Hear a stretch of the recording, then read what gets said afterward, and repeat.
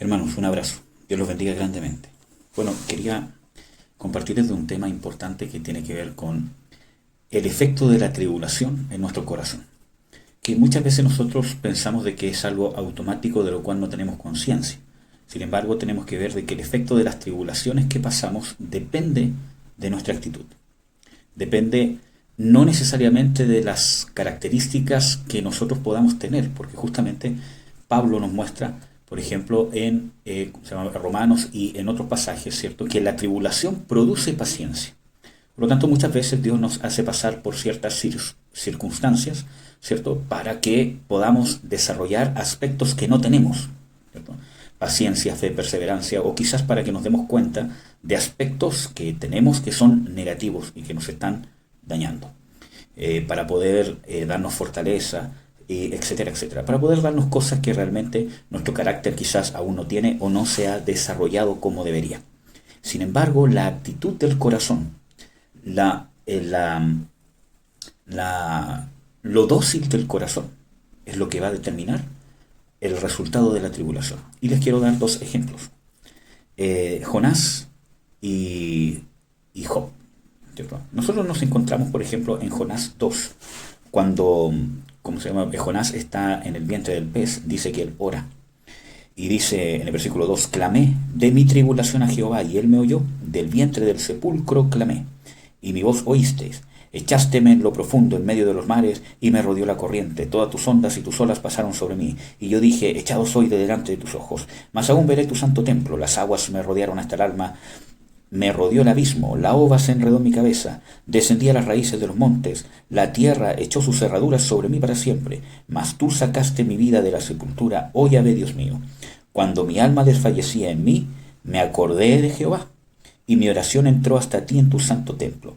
Los que guardan las vanidades ilusorias, su misericordia abandonan. Yo, empero, con voz de alabanza te sacrificaré.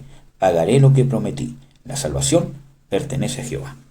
Nosotros vemos acá una oración que cualquiera que la oye, ¿cierto? Dice, esta es una oración de conversión, ¿cierto? Donde Jonás, ¿cierto?, se dio cuenta de su testarudez, ¿cierto?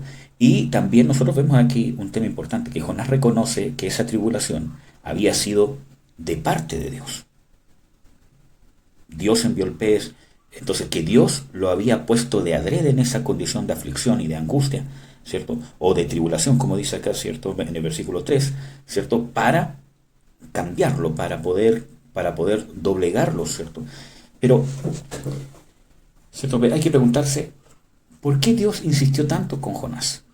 ¿Acaso no habrían otros profetas o no habría otras personas quizás más dispuestos? Ciertamente sí, ¿cierto? ¿Por qué insistió tanto? Entonces nosotros vemos de que esto nos enseña de que no es que Dios necesite a Jonás para ir a predicar a Nínive. Dios podría haber enviado ángeles, ¿cierto? Podría haber hecho cualquier cosa, ¿cierto? Podría incluso haberle hablado al rey de Nínive por sueños, como tenemos ejemplos de que lo ha hecho por medio de sueños con otros reyes que no eran del pueblo de Dios. Y infinidad de cosas. ¿Por qué insistió con Jonás? ¿Será que Jonás era imprescindible para predicar a Nínive? Por supuesto que no, hermanos. Realmente que Dios lo haya enviado era no solamente para predicar en Nínive. Para Dios pudiera haber sido mucho más fácil de mil formas, ¿cierto? Sino que realmente quería trabajar en Jonás. Trabajar su corazón, convertir su corazón, porque tenemos que entender de que Dios es fiel. El que empieza la buena obra es fiel en terminarla. Y nosotros muchas veces como siervos de Dios no servimos a Dios de una manera fidedigna, sino muchas veces a nuestra conveniencia. Pero Dios es fiel. Dios ha tomado un compromiso de empezar la buena obra y terminarla y de bendecir a sus siervos. Pero muchas veces pensamos que esa bendición es prosperidad, que nos va a ir bien en todo, ¿cierto?, que no nos va a pasar nada malo, que Dios nos va a respaldar cuando hablemos, ¿cierto?, etcétera, etcétera. Sino que está hablando del compromiso de formación. Los discípulos del Señor Jesucristo eran siervos, pero estaban en trato, porque había algo superior al cual Jesús los quería llevar, y era a una amistad, un equipo. Nosotros vemos de que cuando Jesús ora por sus apóstoles, les dice, ya no los llamaré siervos. Ve de que hay un nivel que ellos iban a superar, sino que, dice, os llamaré amigos. por la participación en el sacrificio que ellos tenían o que ellos estaban participando con el Señor Jesucristo. Entonces nos encontramos con cierto este hecho de que Dios se compromete, hermanos, no porque usted esté sirviendo a Dios en el área que sea, lo cual es importante, significa que ya llegó a un nivel superior. En el servicio Dios lo va a tratar, usted sigue siendo un discípulo, nunca va a dejar de ser un discípulo. Y Dios nos quiere llevar a un nivel superior para hacer equipo con Dios en el reino. Bueno, nos encontramos con el caso de Jonás. Jonás reconoce de que Dios había orquestado esta tribulación para transformarlo. Creo que de eso no hay duda. Nos encontramos también con el caso de Job. Pero vemos de que en Job hay una respuesta diferente. Y les quiero probar que Job también Dios orquestó su tribulación. Y quiero que vayamos a Job, al último capítulo de Job, ¿cierto? Donde dice, aquí está Job 42, versículo 11, dice: y vinieron a él todos sus hermanos y todas sus hermanas y todos los que antes le habían conocido, y comieron con él pan en su casa, y condoliéronse de él, y le consolaron de todo aquel mal que sobre él había traído Jehová.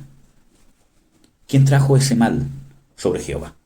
Hermanos, eso de que las cosas malas que nos ocurren vienen de parte del diablo y las cosas buenas de parte de Dios, eso no es así. Muchas veces circunstancias que pueden ser temporalmente dañinas, una tribulación, una persecución, una enfermedad, una crisis, ¿cierto? Muchas veces nosotros pensamos, ¿cierto?, que son cosas del diablo, y aquí dice de que Jehová había traído eso sobre Job. Hermanos, estamos hablando de que sus hijos murieron, perdió todo lo que tenía, incluso su salud, tormentos en la noche, ¿cierto?, con un cáncer en su piel que lo dejó hasta en los huesos. Entonces vemos de que todo eso, ¿quién se lo trajo? Dios se lo trajo. Dios trajo ese mal sobre Job. Ahora usted dirá, ¿el instrumento que usó fue el diablo? Sí, en parte sí, pero nosotros vemos de que el diálogo con Job, o sea, el diálogo con el diablo para hacer esto con Job, lo inició Dios. Fue Dios el que le dijo: ¿no has considerado a mi siervo Job? El diablo ni siquiera se lo había mencionado. Entonces vemos de que todo esto lo trajo Dios sobre Job para tratarlo. Entonces creo que ya estamos claros que en ambos casos, de Job y de Jonás, es Dios el que trae esta situación de aflicción y de angustia, con un propósito. Pero vamos a ver cuál es la reacción. Nosotros nos encontramos aquí con Job, ¿cierto?, ¿cierto?, es bien conocido, ¿cierto? Les voy a leer la última respuesta de Job porque hay dos, ¿cierto? En el capítulo 42, versículo 1. Y respondió Job a Jehová y dijo: yo conozco que todo lo puedes y que no hay pensamiento que se esconda de ti. ¿Quién es el que oscurece el consejo sin ciencia? Por tanto, yo denunciaba lo que no entendía, cosas que me eran ocultas y que no sabía. Oye, te ruego y hablaré. Te preguntaré y tú me enseñarás. De oídas te había oído, mas ahora mis ojos te ven. Por tanto, me aborrezco y me arrepiento en polvo y en la ceniza.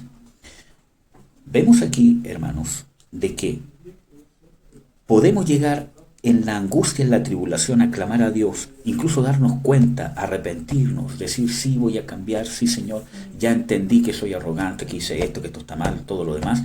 Pero ahí hay un instante que yo puedo llegar a ese instante como Job y como Jonás, de reconocer el error, de reconocer de que Dios trajo esta tribulación para cambiarme, de reconocer qué es lo que quiero. Y Jonás dijo: cumpliré mis votos, ¿cierto? O sea, él reconoció que se estaba rebelando y que tenía que hacer la voluntad de Dios, y le agradeció a Dios que lo salvó, que lo rescató, que Él es el Salvador, ¿cierto?, etcétera, etcétera.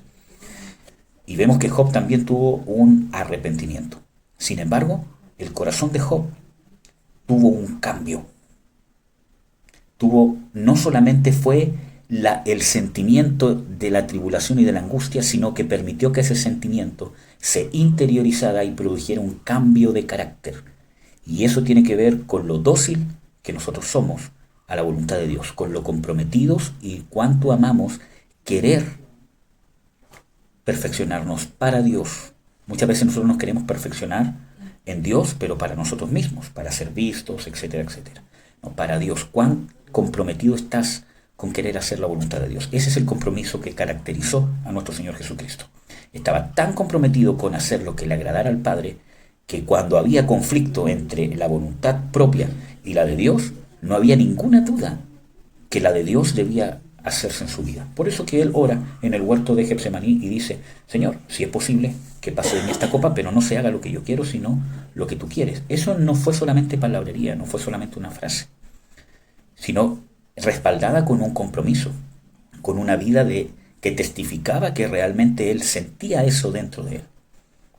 ¿Ven? Entonces, él dice, ¿cierto? Justamente eso, de que se haga tu voluntad y no la mía. Entonces, cuando la respuesta de Dios fue, como dice en Isaías 53, ¿cierto? De que es mi voluntad someterte a padecimiento. Él dijo amén. Entonces vemos de que eso pasó con Job. Y miren el resultado de Job. Vamos a ver el testimonio que da Dios de él. Si ustedes leen los primeros capítulos de Job, cuando Dios da testimonio de Job ante Satanás, dice: ¿no has considerado a mi siervo Job, temeroso de Dios, íntegro, apartado del mal, que retiene su justicia? Pero vamos a ver qué testimonio da Dios después del trato que Dios mismo hizo pasar a Job. Vamos a ver. Job 42, versículo 7. Y aconteció que después que habló Jehová estas palabras a Job, Jehová dijo a Elifaz temanita: mi ira se encendió contra ti y tus dos compañeros, porque no habéis hablado por mí lo recto, como mi siervo Job. Ahora pues tomaos 7 becerros, etcétera, etcétera, y dice: andad a mi siervo Job, y ofreced holocausto, y mi siervo Job orará por vosotros, porque de cierto atenderé, etcétera, etcétera. Después dice: por mí con rectitud, como mi siervo Job.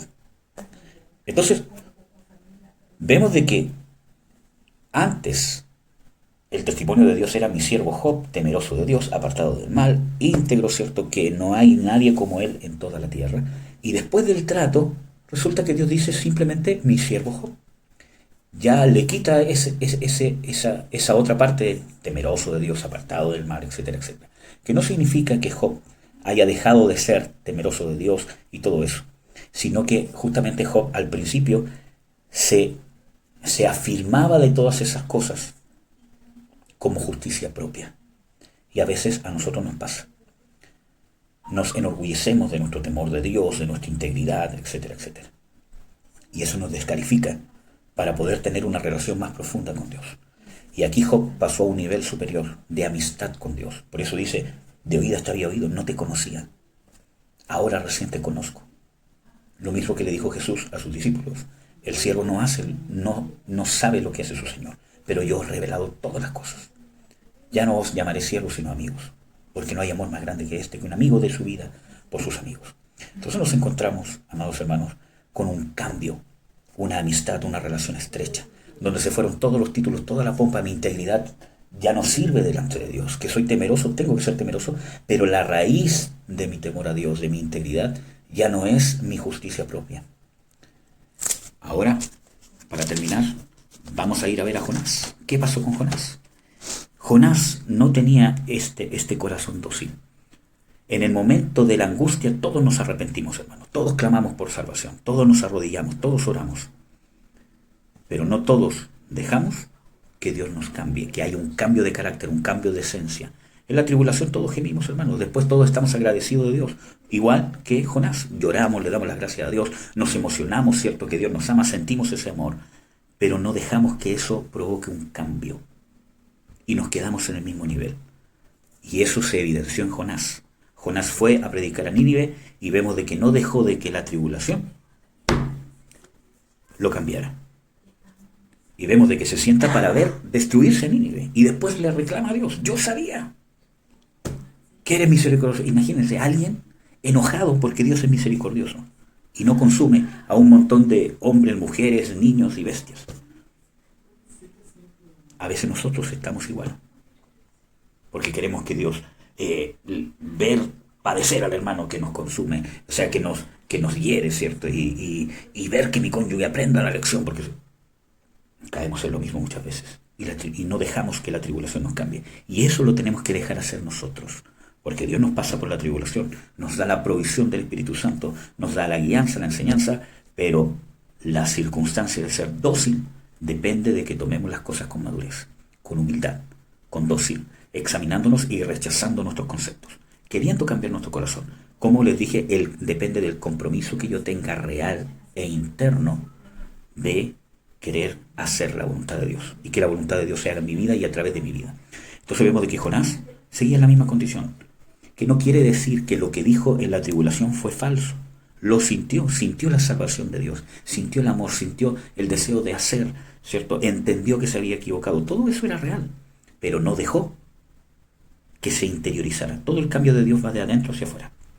Y a nosotros nos pasa, estamos en la tribulación, sentimos fielmente el amor de Dios, que Dios nos rescató, reconocemos que Dios es fiel, que es su amor, que es misericordioso, pero no dejamos que provoque un cambio de carácter. Y al tiempo que salimos de la tribulación seguimos igual. Y nos perdemos la oportunidad de la tribulación y la desaprovechamos. Y finalmente pasamos esa tribulación en vano. Porque nosotros nos perdemos la oportunidad de ser dignos, de crecer, desarrollarnos y madurar, de aprender. Porque el aprendizaje no es aquí, es acá. Y no estoy hablando de sentimentalismo, estoy hablando de cambio de carácter, cambio de esencia. Por eso que Dios intenta otra vez mostrarle a Jonás su corazón, el corazón de Dios. Dios quería formar a Jonás conforme al corazón de Dios, quería transmitirle. Pero Jonás, por su amargura, celos, testarudez, principalmente por su amargura, muchas veces en contra de Dios, ¿cierto? No dejó. Por eso que Jehová al final le dice: tú te enojaste por esta calabacera, ¿cierto? Que no trabajaste por ella, ¿cierto? Y en un día salió y en un día pereció. Entonces, esa circunstancia, Dios lo vuelve a pasar por otra circunstancia de la calabacera, que yo creo que es bien conocida por todos, ¿cierto? Y vemos de que al salir la ira de Jonás, ¿cierto? Dios intenta otra vez enseñarle lo que quería enseñarle. Y dice: tú tanto te enojas por eso, o sea, tanto amor tienes por una simple planta de la cual tú no hiciste nada, en un día salió y un día pereció. ¿No tendré yo misericordia de más de 20.000 personas que no saben distinguir entre su mano derecha y su mano izquierda? ¿Saben qué quería hacer Dios con Jonás? Quería transmitirle, quería cambiar su corazón, para que su corazón fuese conforme al corazón de Dios, para que pueda ver como Dios ve las cosas, con esa misericordia y con ese amor. Independientemente que Nínive era una ciudad perversa y mala. Y a veces nosotros no dejamos ese cambio. Así que te invito a que no desaprovechemos toda circunstancia, incluso nuestros errores. Es una gran oportunidad que Dios siempre va a usar para transformarnos, cambiar nuestro carácter y que nosotros podamos llegar a un nivel superior y avanzar. Si usted se estanca, preocúpese, necesita examinarse, porque la vida del reino es de avance, de desarrollo, de constante madurez, constante crecimiento. Si usted dejó de luchar contra su carne, contra su carácter, preocúpese, porque Pablo habla de seguir la carrera, proseguir hacia adelante. Que Dios los bendiga, un gran abrazo. Espero esto sea de bendición.